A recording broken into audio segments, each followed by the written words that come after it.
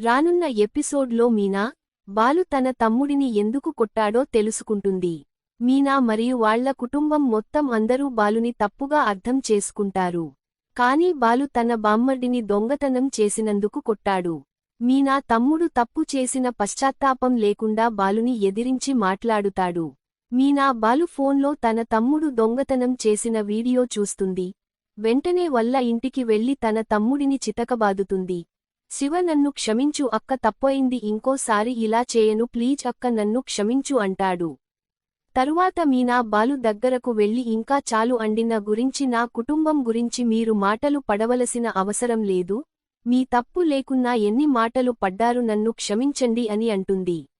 మీనా వల్ల అమ్మ, నన్ను క్షమించండి అల్లుడు గారు, మా వల్ల మీరు అన్ని మతాలు పడ్డారు, నిజం తెల్వకుండా మేము కూడా మిమ్మల్ని తప్పుగా అర్థం చేసుకున్నము అంటుంది. మీరు మా మీనకి భర్తగా దొరకడం మా అదృష్టం అంటుంది. తరువాత మీనా వల్ల అమ్మగారు తన తమ్ముడిని కొడుతుంది. కోపంతో శివగుణ దగ్గరకు వెళతాడు.